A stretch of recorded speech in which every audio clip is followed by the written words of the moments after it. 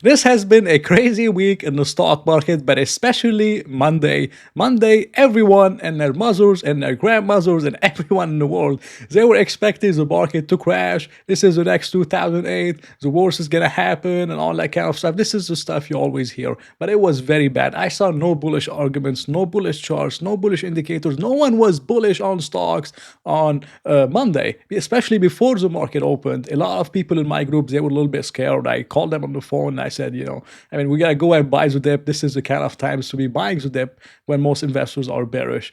And Monday we did have a pullback, but it wasn't as bad as expected. And we quickly started recovering in the day. And today, as of Friday, you have stocks like Amazon up 10% from they were trading at on Monday. Stocks like Palantir, I think they're up 20 or 25% from the bottom. We are recovering. And on Monday, you had a lot of the exchanges, or I should say brokerages like Schwab, Fidelity, they were having technical issues. So some investors couldn't really buy, but over $1 billion of retail investors actually sold. $1 billion got sold from retail money. Institutional investors, they bought $14 billion on Monday when retail investors were selling. And after the market started recovering, you hear stuff like this is a dead cat bounce, bear market rally, rally on low volume. And I have to tell you something, guys.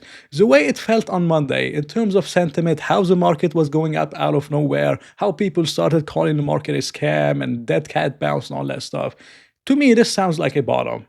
I'm just being honest. I mean, I've been through the 2018 crash, 2020, 2022. I've been through smaller pullbacks like this one on SVB and the Omicron stuff and the volatility blow up and many different stuff. And I could tell you it feels similar. I mean, it feels the same. But there's a few things that's making me doubt this thesis. But if it wasn't for those few things, I would be very confident to pretty much call this as a market bottom, even though no one can predict the market. But based on a lot of things that I saw and that I felt and I've seen before, to me that just looks like it. And I'm gonna talk about all that stuff and tell you what I did on Monday, which I bought a lot of stocks, and I'm very happy, very glad I got to buy the stocks that I bought on Monday. Okay, now for Monday, as we're gonna talk about, for the total S&P 500 put option volume, it was at record high. Investors were bearish, especially retail investors calling for next 2008. This is the stuff that happens on stock market bottoms. You have another one, which is the 1 month call to put skew. It went below 20. It went as low as 24. When it goes below 20, this has been a historical bottom. Is a COVID crash bottom below 20, way below 20, Omicron, Brexit, what happened in the EU crisis, what happened with Lehman Brothers, what happened with the volatility blow up, and so many different occasions. This is when that stuff happened. And it's the same thing is happening. And this is very interesting statistics that would tell you about the sentiment. Something else that happened on Monday, US single stock in terms of net inflows from institutional investors, it was at record high on Monday. We talked about $14 billion coming in from institutional investors. You have something else, which is my favorite metric, and it's mainly the volatility index, which is the VIX. The VIX touched 65 on Monday. And anytime we go above 40 has historically marked a stock market bottom, except 2022. 2022, we went to 37. I was watching it. But March 2020, we went up to 82.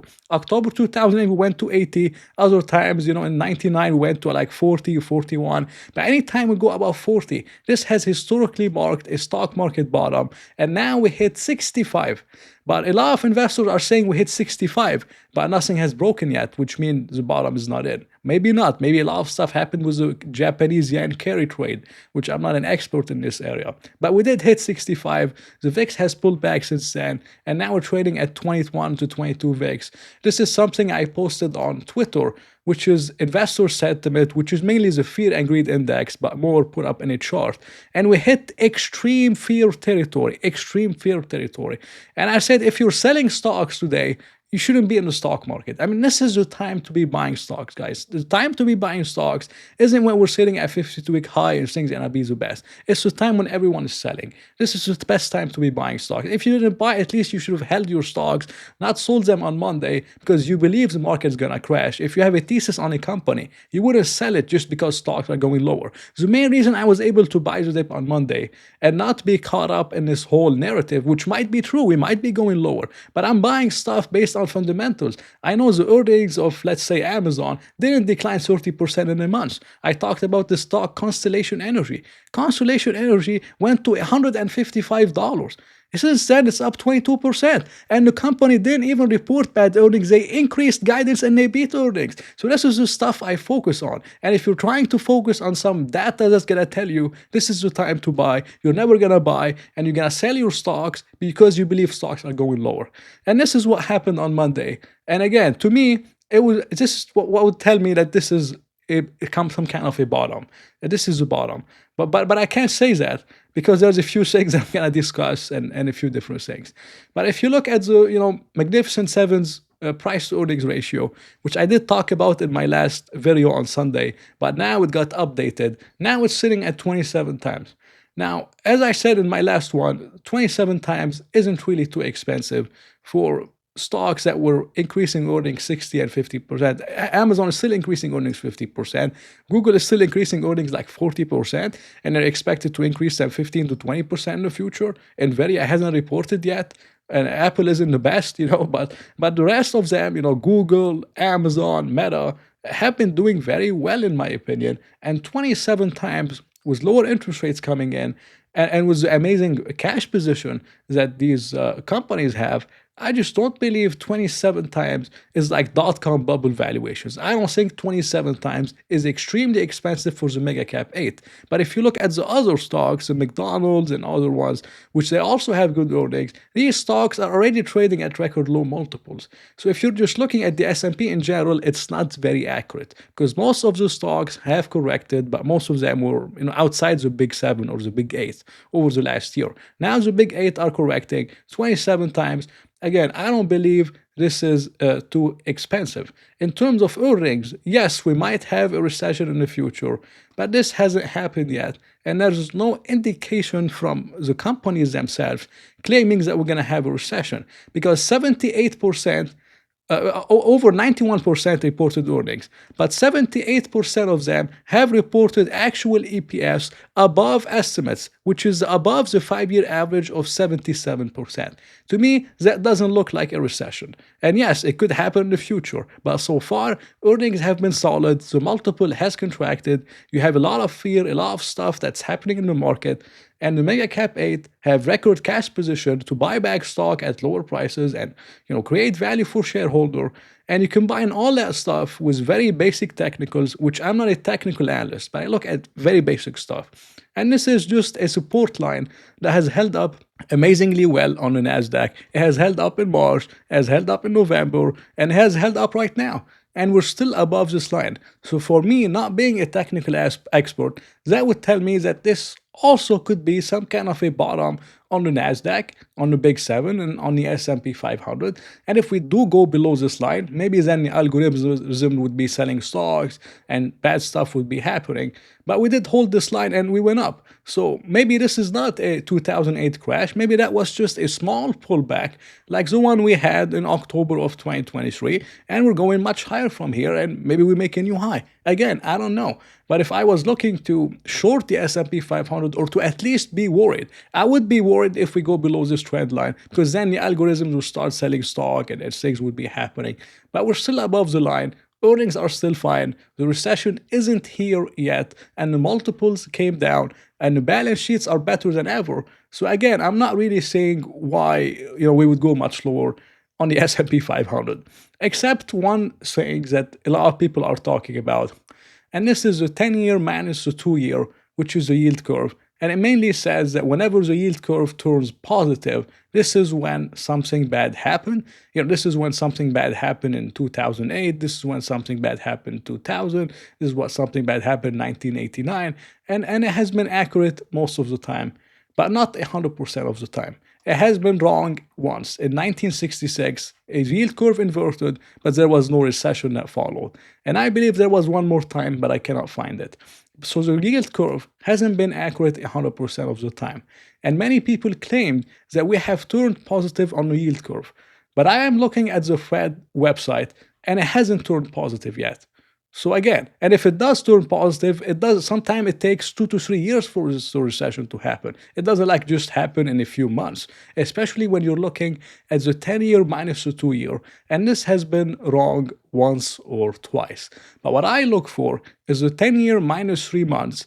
And it mainly starts to move up whenever the Fed starts cutting interest rates because they have more influence on the 3 months and the nearer term treasuries and interest rates. And this yield curve, which has never been wrong and it's been accurate 100% of the time, and it's a better indicator because it's more near term, so it would tell you, it would be something close to happen. But the market could invert, the yield curve could invert, it could turn positive, and maybe it takes like a year or year and a half for something bad to happen. But the 10-year minus 3 months is a little bit more close to like whenever it turns positive, we have a recession like in the 2000s and like what happened here in 2020. And it's a little bit more accurate, and especially in terms of timing.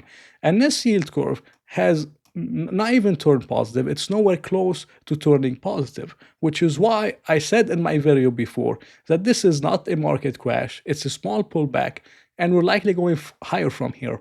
And this is still my thesis. My thesis hasn't changed. A lot of you told me, yeah, you were wrong. Your video aged like milk because the stock is crashing. We're not crashing. Some stocks have crashed. The big seven are down more than 20%, but the S&P isn't down more than 20%. But if you look at the big stocks, yes, we did have a crash in the big stocks. But in terms of the entire stock market, we haven't really had a major market crash. It's been a pullback, and this is still my thesis. But the 10-year minus the 2 year is a little bit scary, and the SAM indicators and all these kind of stuff, which I'm not an expert. But for me, again, I'm seeing good value. And to me, Monday was an amazing time to be buying stocks. I told you about Constellation Energy in my last one. I mean, I was grateful. The stock went to 155 and it's up 22% from Monday. You have stocks like Amazon, it's up 10% from Monday. I mean, Monday was a massive overreaction. And luckily for me, Interactive Brokers was open and I was able to buy a lot of those stocks. And again, that's how I think about that stuff. And my thesis is still the same. I think this is still a pullback. There's a very high likelihood that the bottom could somewhat be in, and we could be going much, much higher from here. But of course, it depends on a lot of stuff within the Fed, the main different things. But at the end of the day, it doesn't really matter to me because I'm going to be buying stocks if I feel like I'm getting good value for what I'm getting. And I'm not going to sell my stocks because we're going lower. I'm never going to do that. And ever. Like this is not investing, this is speculation. And I don't do that stuff. So if we do go lower, we make a new low. If we do go below this trend line, then maybe I would be a little bit worried. But so far, so good. This is all I can say. I hope you didn't sell your stocks on Monday. I hope you didn't get caught up in the narrative. I hope you focused on the earnings of the company, not just, the fear and what's going to happen and the world's going to end. And this is all I have to say. Thank you guys for watching. Not financial advice. I hope you enjoyed it. If you did, please press the like button and maybe consider subscribing. So I'll talk to you in another video.